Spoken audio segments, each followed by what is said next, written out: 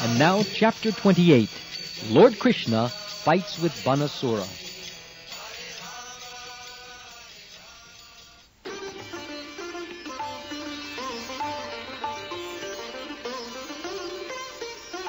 When the 4 months of the rainy season passed, and Aniruddha had still not returned home, all the members of the Yadu family became much perturbed. They could not understand how the boy was missing. Fortunately, one day, the great sage Narad came and informed the family about Aniruddha's disappearance from the palace. He explained how Aniruddha had been carried to the city of Shonitapur, the capital of Banasura's empire, and how Banasura had arrested him with the Naga Pasha, even though Aniruddha had defeated his soldiers. This news was given in detail, and the whole story was disclosed. Then the members of the Yadu dynasty, all of whom had great affection for Krishna, prepared to attack the city of Shonitapur. Practically all the leaders of the family, including Pradyumna, Satyaki, Gad, Samba, Sharan, Nanda, Upananda, and Bhadra, combined together and gathered 18 Akshohini military divisions into phalanxes. Then they all went to Shonitapur and surrounded it with soldiers, elephants, horses, and chariots, all totaling 3,936,600.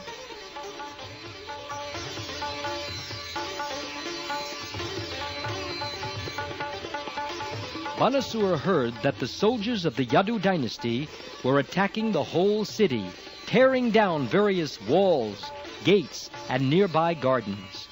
Becoming very angry, he immediately ordered his soldiers, who were of equal caliber, to go and face them. Lord Shiva was so kind to Banasura that he personally came as the commander-in-chief of the military force, assisted by his heroic sons Kartikeya and Ganapati. Nandishvara, Lord Shiva, seated on his favorite bull, led the fighting against Lord Krishna and Balaram. We can simply imagine how fierce the fighting was. Lord Shiva with his valiant sons on one side, and Lord Krishna, the Supreme Personality of Godhead, and his elder brother, Sri Balaramji, on the other. The fighting was so fierce that those who saw the battle were struck with wonder, and the hairs on their bodies stood up. Lord Shiva was engaged in fighting directly with Lord Krishna. Pradyumna was engaged with Kartikeya, and Lord Balaram was engaged with Banasura's commander-in-chief, Kubanda, who was assisted by Kupakarna. Samba, the son of Krishna, fought the son of Banasura, and Banasura fought Satyaki, commander-in-chief of the Yadu dynasty. In this way, the fighting was waged.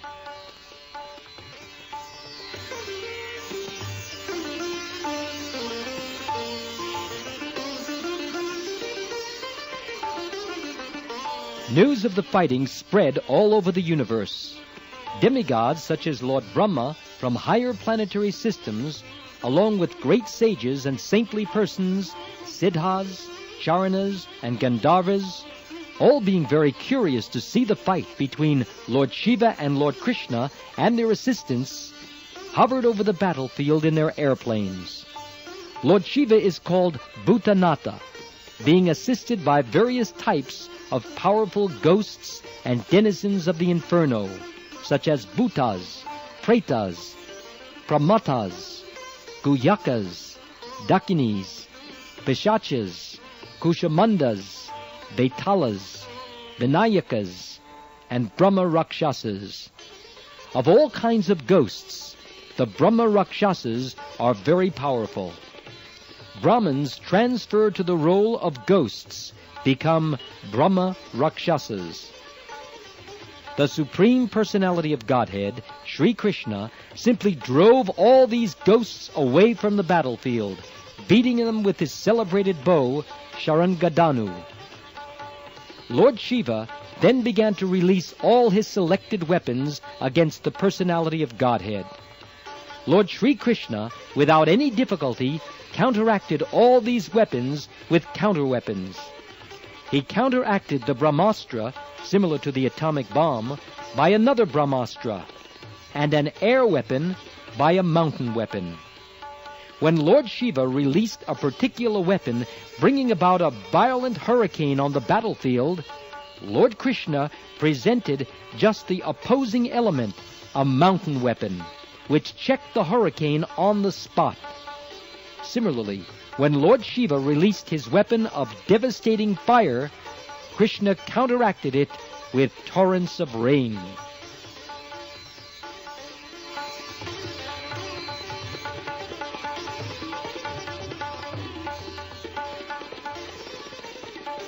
At last, when Lord Shiva released his personal weapon, called Pashupat Shastra, Krishna immediately counteracted it by the Narayan Shastra. Lord Shiva then became exasperated in fighting with Lord Krishna. Krishna then took the opportunity to release his yawning weapon. When this weapon is released, the opposing party becomes tired, stops fighting, and begins to yawn. Consequently, Lord Shiva became so fatigued that he refused to fight any more and began yawning. Krishna was now able to turn his attention from the attack of Lord Shiva to the efforts of Banasura, and he began to kill Banasura's personal soldiers with swords and clubs. Meanwhile, Lord Krishna's son Pradyumna was fighting fiercely with Kartikeya, the commander-in-chief of the demigods. Kartikeya was wounded, and his body was bleeding profusely. In this condition, he left the battlefield, and without fighting any more, rode away on the back of his peacock carrier. Similarly, Lord Balaram smashed Banasura's commander-in-chief, Kumbhanda, with the strokes of his club. Kupakarna was also wounded in this way, and both he and Kumbhanda, the commander-in-chief, fell on the battlefield, Kumbhanda being fatally wounded. Without guidance, all of Banasura's soldiers scattered here and there.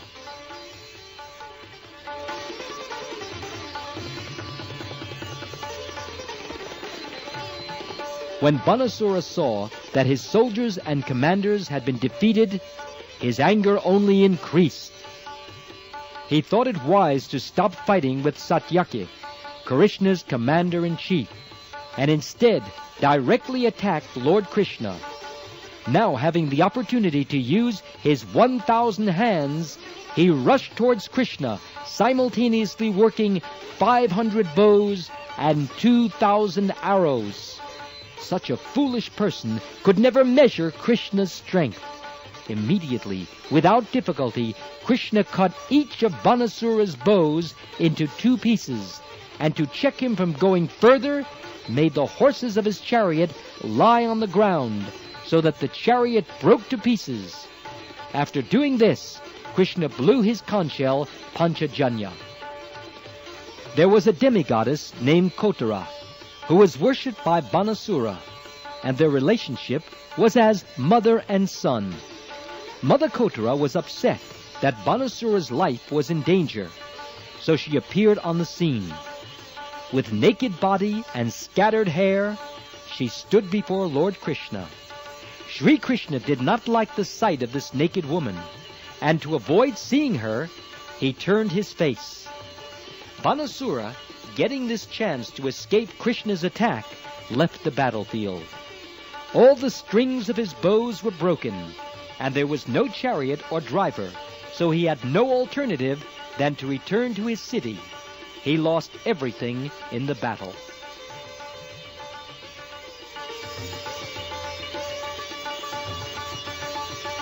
Being greatly harassed by the arrows of Krishna, all the associates of Lord Shiva, the hobgoblins and ghostly bhutas, pretas, and kshatriyas, left the battlefield.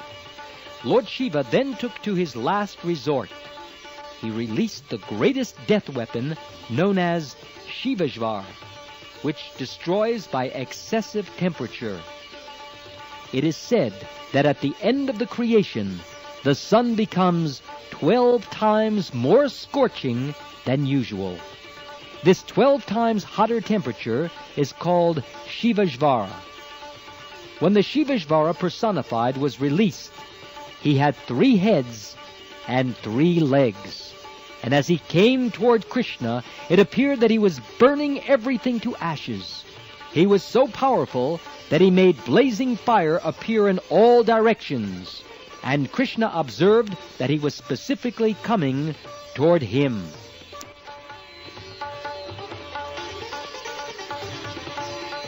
As there is a Shivashvara weapon, there is also a Narayanashvara weapon, which is represented by excessive cold.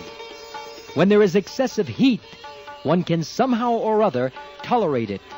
But when there is excessive cold, everything collapses. This is actually experienced by a person at the time of death. At the time of death, the temperature of the body first of all increases to 107 degrees, and then the whole body collapses and immediately becomes as cold as ice. To counteract the scorching heat of the Shivashvara, there was no other weapon but Narayanashvara. When Lord Krishna saw that the Shivashvara had been released by Lord Shiva, he had no other recourse than to release Narayanashvara. Lord Sri Krishna is the original Narayan and the controller of the Narayanashvara weapon. When the Narayanashvara was released, there was a great fight between the 2 Shvaras. When excessive heat is counteracted by extreme cold, it is natural for the hot temperature to gradually reduce, and this is what occurred in the fight between Shivashvara and Narayanashvara.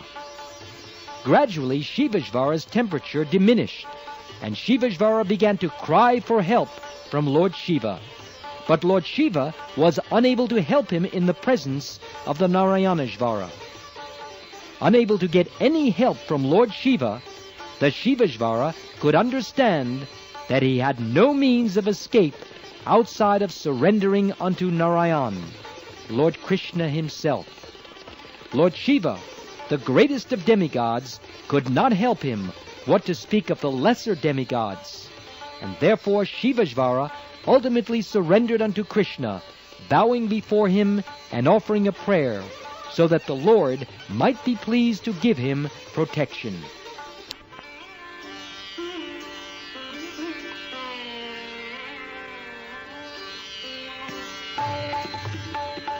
This incident of the fight between the ultimate weapons of Lord Shiva and Lord Krishna proves that if Krishna gives someone protection, no one can kill him.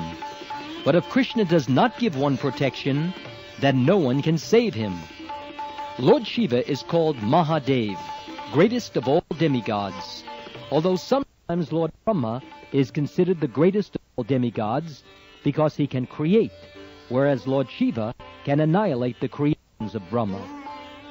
But both Lord Brahma and Lord Shiva act only in one capacity. Lord Brahma can create, and Lord Shiva can annihilate, but neither of them can maintain. Lord Vishnu, however, not only maintains, but creates and annihilates also. Factually, the creation is not affected by Brahma, because Brahma himself is created by Lord Vishnu. Lord Shiva is created or born of Brahma. The Shivashvara thus understood that without Krishna or Narayan, no one could help him. He therefore rightly took shelter of Lord Krishna, and with folded hands began to pray as follows.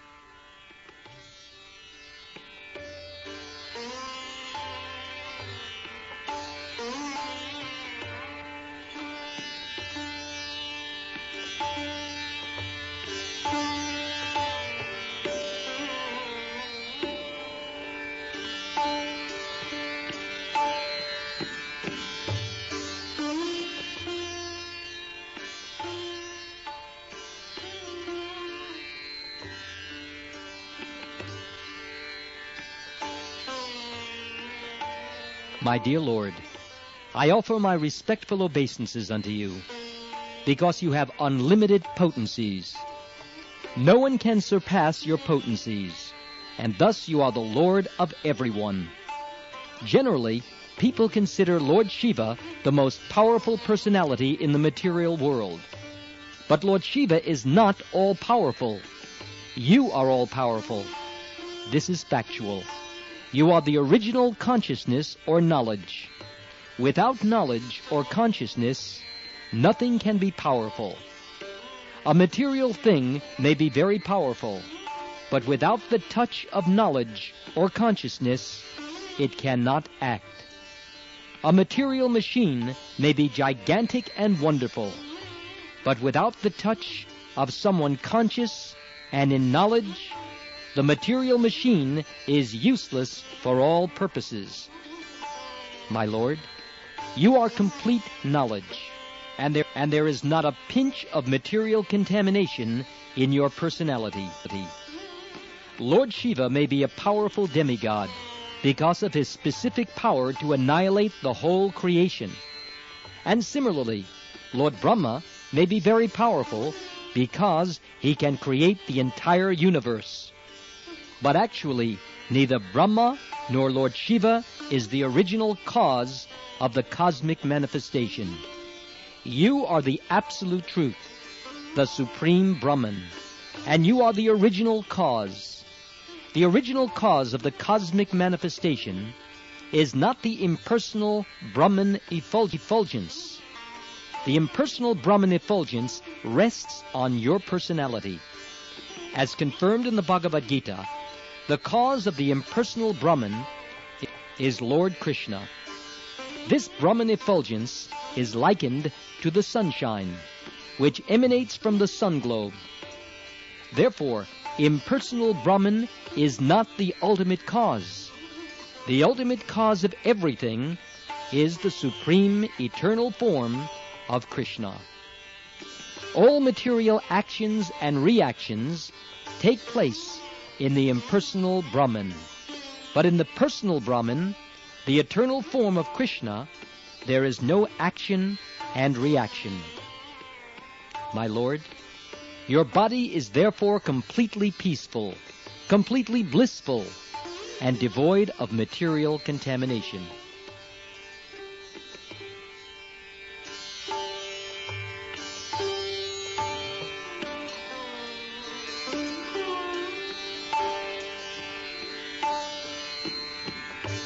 In the material body, there are actions and reactions of the three modes of material nature.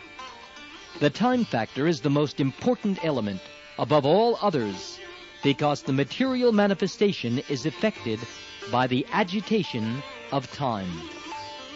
Thus, natural phenomena come into existence, and as soon as phenomena appear, fruitive activities are visible. As a result of these fruitive activities, a living entity takes his form. He acquires a particular nature, packed up in a subtle body and gross body, formed by the life air, the ego, the 10 sense organs, the mind, and the 5 gross elements. These then create the type of body which later becomes the root or cause of various other bodies, which are acquired one after another by the transmigration of the soul. All these phenomenal manifestations are the combined actions of your material energy. Unaffected by the action and reaction of different elements, you are the cause of this external energy. And because you are transcendental to such compulsions of material energy, you are the supreme tranquility. You are the last word in freedom from material contamination. I therefore take shelter at your lotus feet, giving up all other shelter.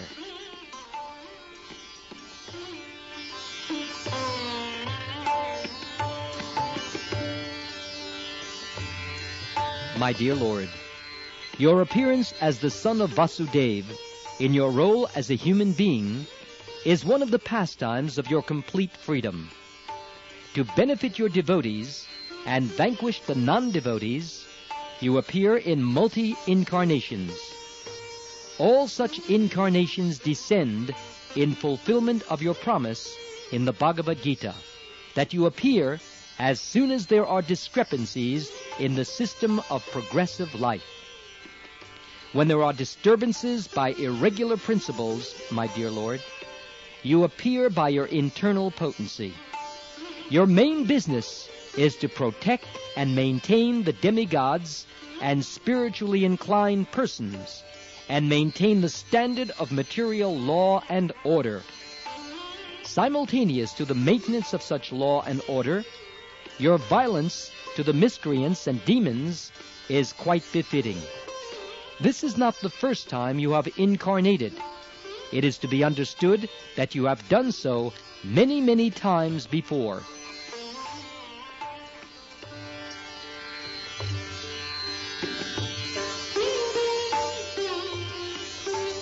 My dear Lord, I beg to submit that I have been very greatly chastised by the release of your Narayaneshvara, which is certainly very cooling, yet at the same time severely dangerous and unbearable for all of us. My dear Lord, as long as one is forgetful of Krishna consciousness, driven by the spell of material desires, and ignorant of the ultimate shelter at your lotus feet, one who has accepted the material body becomes disturbed by the three miserable conditions of material nature. Because one does not surrender unto you, he continues to suffer perpetually. After hearing the Shiveshvara, Lord Krishna replied, O three-headed one, I am pleased with your statement. Be assured there is no more suffering for you from the Narayaneshvara. Not only are you now free from fear of the Narayaneshvara, but anyone in the future who simply recollects this fight between Shiveshvara and Narayaneshvara will also be freed from all kinds of fear. After hearing the Supreme Personality of Godhead, the Shiveshvara offered respectful obeisances unto his lotus feet and left.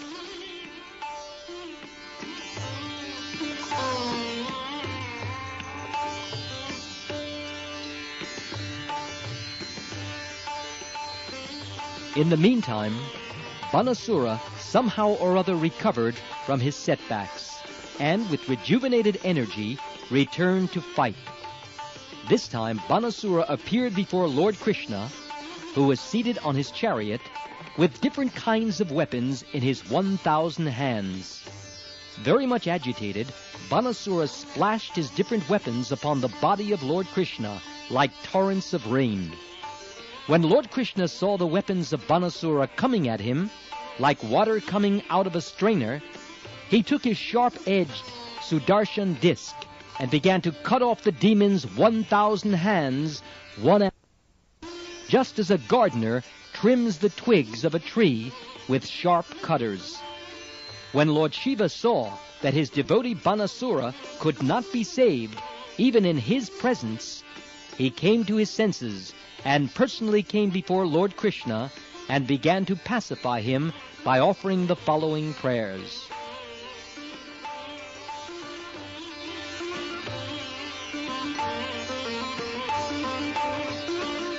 Lord Shiva said, My dear Lord, you are the worshipable object of the Vedic hymns. One who does not know you considers the impersonal Brahmajyoti, or eternal light, to be the ultimate, supreme, absolute truth, without knowledge that you exist behind your spiritual effulgence in your eternal abode. My dear Lord, you are therefore called Param Brahman. These words, Param Brahman, have been used in the Bhagavad Gita to identify you.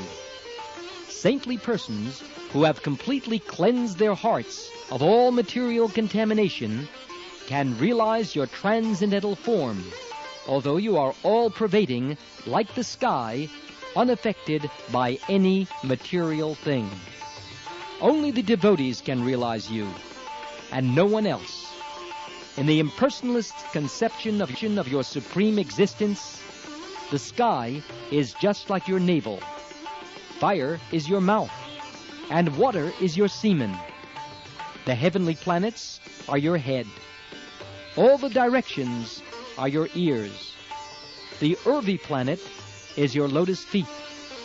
The moon is your mind, and the sun is your eye. As far as I am concerned, I act as your ego. The ocean is your abdomen, and the king of heaven, Indra, is your arm. Trees and plants are the hairs of your body, and clouds are the hair on your head, and Lord Brahma is your intelligence. All the great progenitors, known as Prajapatis, are your symbolic representatives, and religion is your heart. The impersonal feature of your supreme body is conceived of in this way, but you are ultimately the supreme person. The impersonal feature of your supreme body is only a small expansion of your energy. You are likened to the original fire, and the expansions are your light and heat.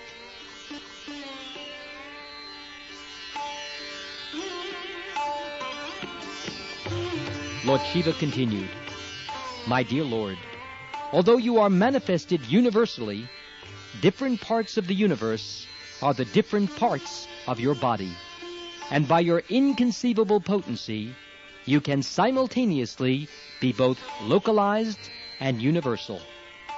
In the Brahma Samhita, we also find it stated that although you always remain in your abode, Goloka Vrindavan, you are present everywhere. As stated in the Bhagavad Gita, you appear to protect the devotees, which indicates good fortune for all the universe. All of the demigods are directing different affairs of the universe by your grace only. Thus the 7 upper planetary systems are maintained by your grace. At the end of this creation, all manifestations of your energies, whether in the shape of demigods, human beings, or lower animals, enter into you, and all immediate and remote causes of cosmic manifestation rest in you without distinctive features of existence. Ultimately, there is no possibility of distinction between you and any other thing on an equal level with you, or subordinate to you. You are simultaneously the cause of this cosmic manifestation and its ingredients as well. You are the supreme whole, one without a second.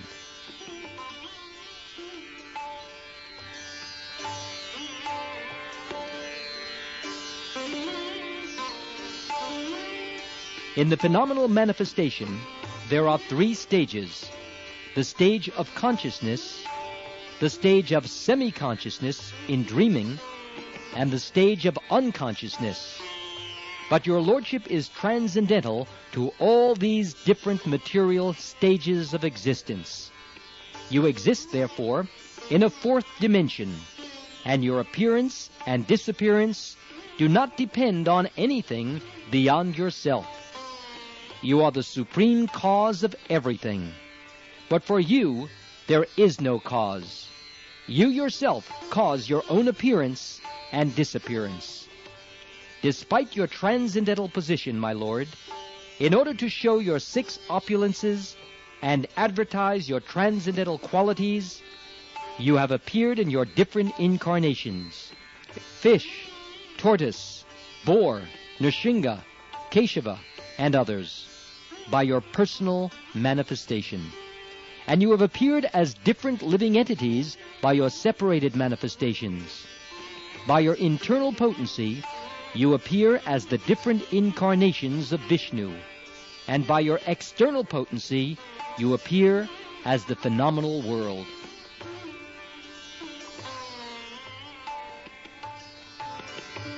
Because it is a cloudy day, to the common man's eyes, the sun appears to be covered. But the fact is that because the sunshine creates the cloud, even though the whole sky is cloudy, the sun can never actually be covered. Similarly, less intelligent men claim that there is no God. But when the manifestation of different living entities and their activities is visible, enlightened persons see you present in every atom and through the via media of your external and marginal energies. Your unlimitedly potent activities are experienced by the most enlightened devotees. But those who are bewildered by the spell of your external energy identify themselves with this material world and become attached to society, friendship, and love.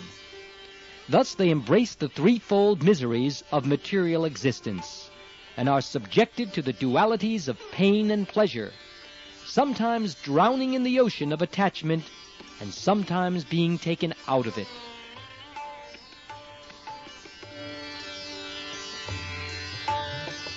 My dear Lord, only by your mercy and grace can the living entity get the human form of life, which is a chance to get out of the miserable condition of material existence. However, a person who possesses a human body, but who cannot bring the senses under control, is carried away by the waves of sensual enjoyment. As such, he cannot take shelter of your lotus feet, and thus engage in your devotional service. The life of such a person is very unfortunate, and anyone living such a life of darkness is certainly cheating himself, and thus cheating others also. Therefore, a human society without Krishna consciousness is a society of cheaters and the cheated.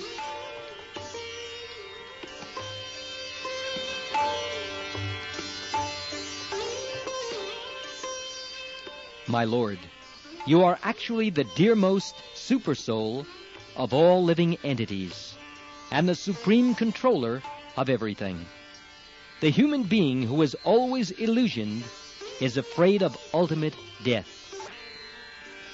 A man who is simply attached to sensual enjoyment voluntarily accepts the miserable material existence, and thus wanders after the will-o'-the-wisp of sense pleasure. He is certainly the most foolish man, for he drinks poison and puts aside the nectar. My dear Lord, all the demigods, including myself and Lord Brahma, as well as great saintly persons and sages who have cleansed their hearts of material attachment, have, by your grace, wholeheartedly taken shelter of your lotus feet. We have all taken shelter of you because we have accepted you as the Supreme Lord and the dearmost life and soul of all of us. You are the original cause of this cosmic manifestation. You are its supreme maintainer, and you are the cause of its dissolution also. You are equal to everyone, the most peaceful, supreme friend of every living entity. You are the supreme worshipable object for every one of us. My dear Lord, let us always be engaged in your transcendental loving service so that we may get free from this material entanglement.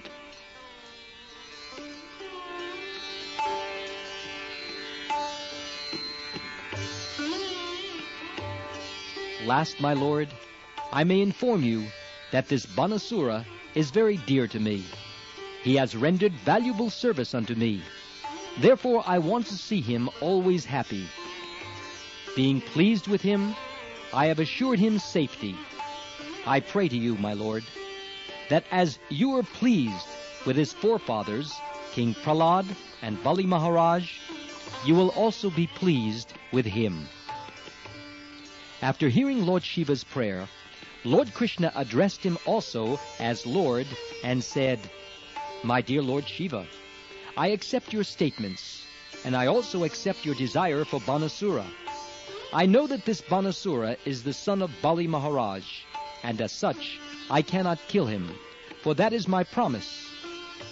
I gave a benediction to King Prahlad that the demons who would appear in his family would never be killed by me.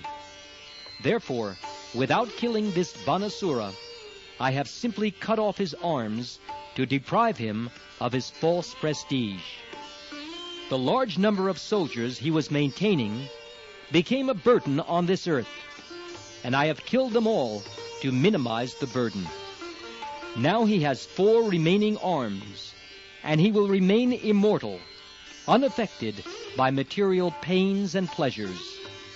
I know that he is one of the chief devotees of your lordship, so you can now rest assured that henceforward he need have no fear from anything.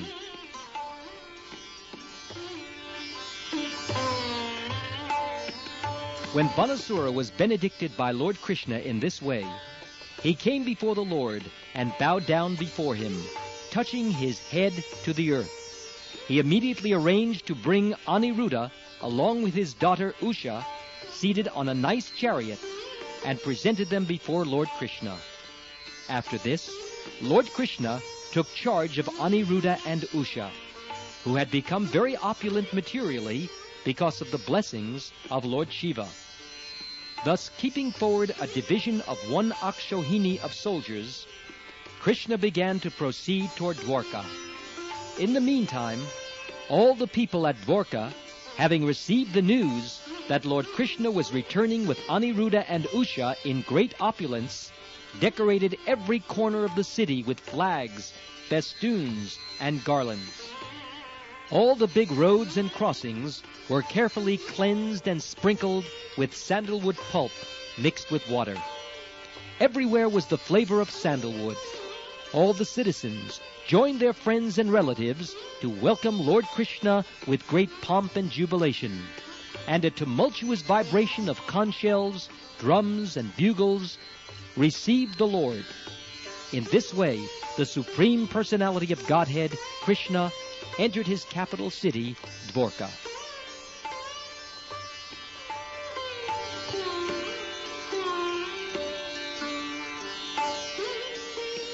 Shukdev Goswami assured King Parikshit that the narration of the fight between Lord Shiva and Lord Krishna is not at all inauspicious like ordinary fights. On the contrary, if one remembers in the morning the narration of this fight between Lord Krishna and Lord Shiva, and takes pleasure in the victory of Lord Krishna, he will never experience defeat anywhere in his struggle of life. This episode of Banasura's fighting with Krishna, and later being saved by the grace of Lord Shiva, is confirmation of the statement in the Bhagavad Gita that the worshippers of demigods without its being sanctioned by the Supreme Lord Krishna. Here, in this narration, we find Shiva, when he faced death by Krishna, Lord Shiva was not able to save him. But Lord Shiva appealed to Krishna to save his devotee, actioned by the Lord. This is the position of Lord Krishna. The exact words used in this connection in the Bhagavad Gita are Mayaiva Vihitan Hitan. This means that without the sanction of the Supreme Lord, no demigod can award any benediction to the worshipper. Thus ends the Bhaktivedanta purport of the 2nd volume, 28th chapter of Krishna. Lord Krishna fights with Banasura.